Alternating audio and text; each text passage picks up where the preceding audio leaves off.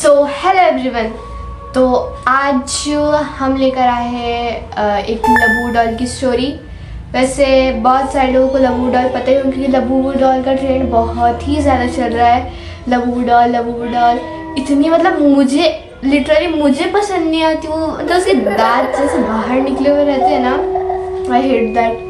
वो इतनी डेंजर। और अभी सेलिब्रिटीज़ ये सब लबू डॉल ये सब इतने सारे लबू डॉल लेके रखे। और देखो बहुत सारे लोग बोल भी रहे कि लबू डॉल हॉन्टेड है, लेकिन फिर भी पता नहीं क्या क्रेज़ है लबू डॉल का, पता नहीं कहाँ से। और बोलते हो पजुजू की वो एक ईवल बोलते हैं ना, क्या डीमन, पजुजू का डीमन जैसा, फिर उसको ही कॉपी करके लबू बनाएंगे, इसलिए बोलते हैं ये हॉन्टेड है। अब ऐसी खूनी मंडे उन्होंने वैसी एक स्टोरी बनाई हुई लबू डॉल के ऊपर, वो भी एनिमेटेड। तो आज हम लोग देखेंगे वो पूरी स्टोरी। तो बिना देरी करे फटाफट से स्टार्ट करते हैं। विल्सन 13 साल का एक शांत सा लड़का था। उनके पास की कॉलोनी में एक बड़ा सा घर बिका था, तो उस घर की चीजों की एक सेकेंड हैंड सेल लगी थी। वो अपनी माँ के साथ उस सेल में गया और वहां उसकी नजर एक खिलौने पर गई, एक सुंदर सी लबूबू डॉल पर। उसकी नीली आंखें शीशे जैसी चमकदार थीं और चेहरे पर एक बड़ी सी मुस्कुराहट थी।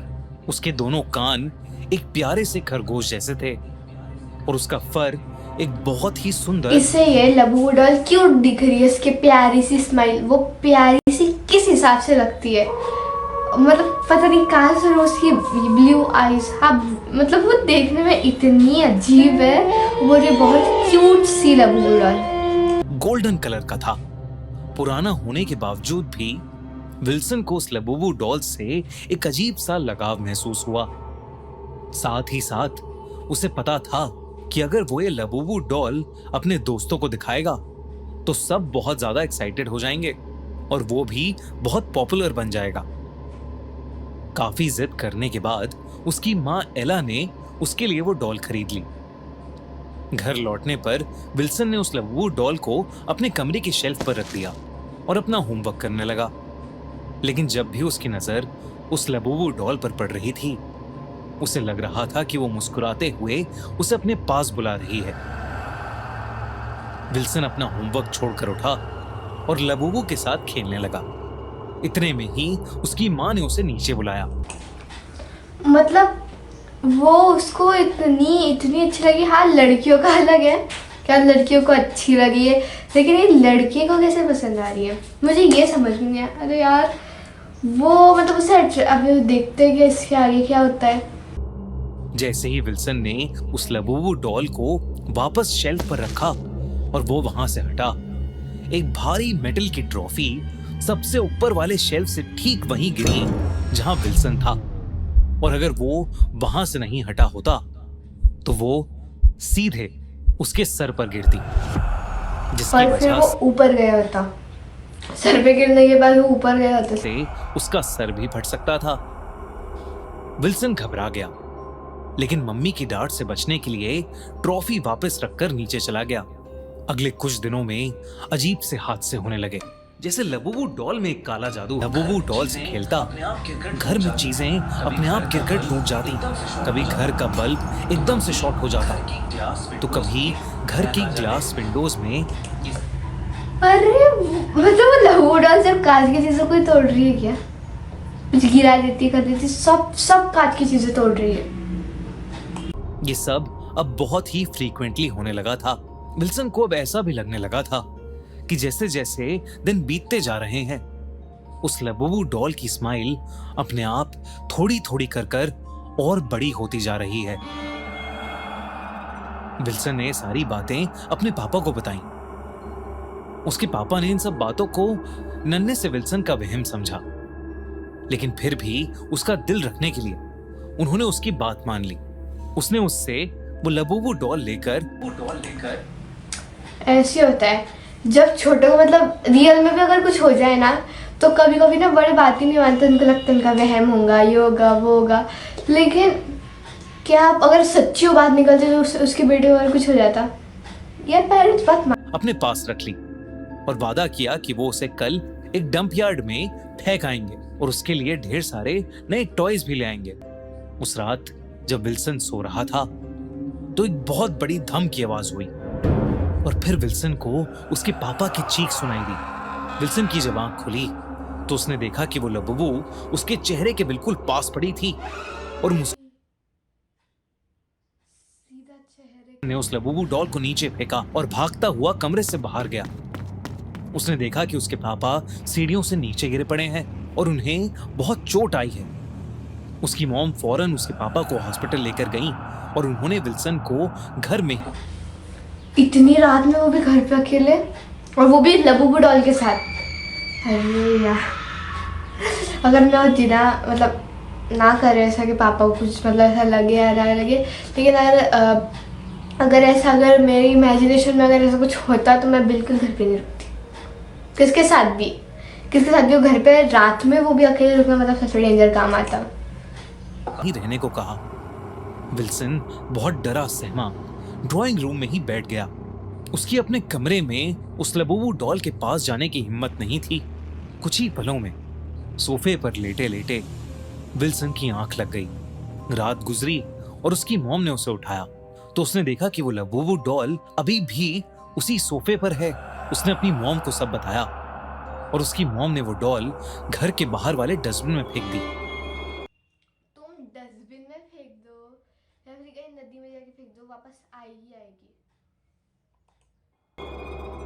विल्सन को लगा कि शायद अब सब ठीक हो जाएगा, लेकिन उस रात विल्सन ड्राइंग रूम में बैठा टीवी देख रहा था जब अचानक से उस कमरे में पड़ी एक रॉकिंग चेयर अपने आप हिलने लगी।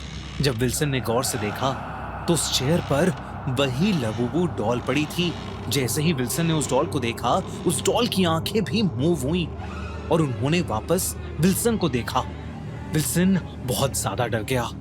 अगली सुबह वो उस घर में वापस गया जहां सेल लगी थी, लेकिन वो घर खाली था। तब उस घर के गार्ड ने उसे कुछ ऐसा बताया जिसे सुनकर विल्सन के होश उड़ गए। अब क्या बताया, अब गार्ड को क्या स्टोरी मालूम है? क्या वो लबूबू डॉल के बारे में है या फिर उन सब सामान के बारे में? क्या वो सामान मतलब फिर कोई जादू टोना या फिर कुछ करे हुए? वो डॉल घर के बच्चों ने चाइना की एक टॉय शॉप से मंगवाई थी और जब से वो उनके घर में आई तब से सब बर्बाद हो गया। मेड इन चाइना, चाइना का माल किसी को नहीं लेना चाहिए। सबसे डेंजर होता है चाइनीज मतलब वो चाइनीज से मतलब चाइना से बन के आई हुई थी, इस वजह से वो सब बहुत, चाइना सबसे डेंजर है मतलब कंट्री के बारे में। लेकिन वहाँ पे जो ऐसे चीज़ें होते हैं ना, वो सबसे ज़्यादा मेड इन चाइना। उस घर के चारों लोग बीमार पड़ने लगे। फैमिली में पैसों की दिक्कत शुरू हो गई और धीरे धीरे करके सब एकदम पागल जैसे हो गए। वो लोग हमेशा एक दूसरे से लड़ते रहते थे और कुछ ही दिनों बाद उन्होंने ये घर बेच दिया और साथ ही उस लबूबू डॉल को भी। उसने एक बात और कही कि घर के अंदर से अक्सर किसी के अजीब ढंग से हंसने की आवाजें आती थीं, पर जब से वो लबूबू डॉल गई है तब से वो आवाज आनी बंद हो गई है। मतलब वो लबूबू डॉल पक्का पोजेस्ड, मतलब पोजेस्ड में उसके अंदर कोई किसी की आत्मा है बोलते ना। मतलब कितने सारे मैंने यूट्यूब पे शॉर्ट्स मतलब वीडियोस देखे लोगों के, क्या लबूबू डॉल को जला दिया, ये कर दिया, क्योंकि बोलते हैं लबूबू डॉल मतलब बहुत डेंजरस होती है फैमिली के लिए, मतलब लोगों के लिए, इंसानों के लिए, इसलिए बहुत सारे लोग ना उसको जला रहे। मैं कभी ना लूं हो गई है। एक दिन विल्सन उस डॉल को लेकर अपने स्कूल गया और उसने उसे अपने प्लेग्राउंड में फेंक दिया। ये देखकर उसका बेस्ट फ्रेंड क्रिस उसकी लबूबू डॉल वापस उसके लिए उठाकर लाया। विल्सन ने उसे अपने से दूर रहने को कहा और चेतावनी दी कि उसे वो लबूबू डॉल फेंक देनी चाहिए। क्रिस इस बात पर दोनों विल्सन और लबूबू डॉल का मजाक उड़ाने लगा। तभी अचानक एक बेसबॉल बहुत तेजी से आई और क्रिस के सर पर आकर लगी, जिसकी वजह से वो नीचे गिर पड़ा। प्लेग्राउंड पर एक बहुत ही नुकीली एक बड़ी सी कील पड़ी थी जो सीधा क्रिस के सर में घुस गई और उसकी ऑन द स्पॉट डेथ हो गई। स्कूल बात मान लेनी चाहिए, बोलते ना ऐसे अगर लोग किसी ने कोई अच्छी खासी जो चीज़ फेंकी हुई हो मतलब वो उसके ऊपर कुछ हुआ होगा, बिन वजह का तो कोई फेंकेगा नहीं ना इतनी अच्छी चीज़ को। तो ये होते हैं पागल से दोस्त। एक्सीडेंट है। लेकिन अब विल्सन को एक चीज समझ आ गई थी कि वो लबूबू वाकई किसी शैतान का रूप है। उसने उसी दिन उस लबूबू डॉल को काट पीट कर उसके अलग अलग पार्ट्स को भी जला दिया। लेकिन फिर उस रात वो लबूबू डॉल उसे अपने कमरे में ही मिली, और इस बार उसके अंदर से एक बेहद अजीब सी, डरावनी सी हंसने की आवाज आ रही थी, जैसे वो विल्सन का मजाक उड़ा रही हो। विल्सन डर के मारे रात भर नहीं सोया और उस हंसती हुई डॉल को देखकर कपकपाता रहा। अगली सुबह तो रात भर उसको देखकर मतलब डरता रहा, ना अपने पेरेंट्स को बोला, ना नीचे गया अपने पेरेंट्स के पास, क्या ये सब हुआ वो सब हुआ, सीधा रात भर उसको देखते बैठा कि क्या मजा आ रहा होगा उसको। शरीर पर किसी के दांतों के निशान थे। विल्सन के पेरेंट्स ये देखकर काफी डर गए थे। जब विल्सन ने अपने साथ हो रही सारी चीजें अपने मॉम डैड को बताई, तो उन्होंने तुरंत एक प्रीस्ट को बुलाया। उस प्रीस्ट ने जब उस लबूबू डॉल को देखा तो उसने देखते ही उनसे कहा कि ये डॉल कोई आम खिलौना नहीं है, बल्कि एक बहुत इविल एंटिटी है। उसने सबको घर खाली करने को कहा। और उस हाँ तो evil सही है ना, वो इतनी सारी चीजें कर चुकी है तो एक इविल एंटिटी है वो। और उस इविल लबूबू डॉल को एक पूजा करके एक मजबूत लोहे के बॉक्स में बंद कर दिया और उसे उसी घर के पास दफना दिया जहां की सेल से विल्सन उसे लाया था। विल्सन और उसके पेरेंट्स को लगा कि शायद अब सब ठीक हो जाएगा, लेकिन अगली सुबह उन्हें पता चला कि उस प्रीस्ट की एक रोड एक्सीडेंट में डेथ हो गई है। इतनी ज्यादा इविल डॉल का सीधा प्रीस्ट ही मर गया। I don't think so. Wilson और उसके पेरेंट्स ने ये खबर गई होगी। सुनते ही उस घर को, बल्कि उस शहर को ही छोड़ दिया और कहीं दूर रहने चले गए। और उस दिन के बाद से उस लबूबू डॉल ने विल्सन को फिर कभी परेशान नहीं किया।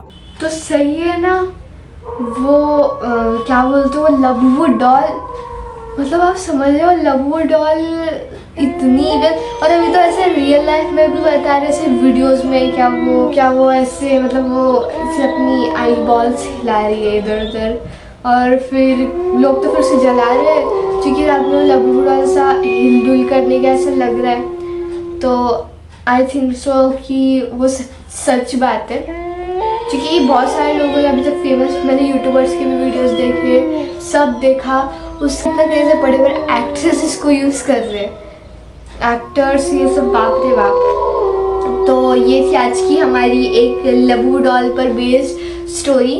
वैसे खूनी मंडे बहुत अच्छा है, मैं उनकी सब स्टोरीज देखती हूँ। मैं ज़्यादातर अपने गांव में देखती हूँ, वहाँ पे खूनी मंडे की बहुत अच्छी अच्छी स्टोरीज आती है। तो ये था आज की हमारी एक लबू डॉल स्टोरी बेस्ड स्टोरी पर हमने एक वीडियो बनाई थी। तो अगर आपको मेरे ऐसे वीडियोस पसंद आते हैं तो उसको लाइक कीजिए, शेयर कीजिए, सब्सक्राइब कीजिए। मिलते हैं आपको नेक्स्ट वीडियो में। और अगर लबू डॉल खरीदनी है तो अपने खुद के इस पर खरीदना। बाय।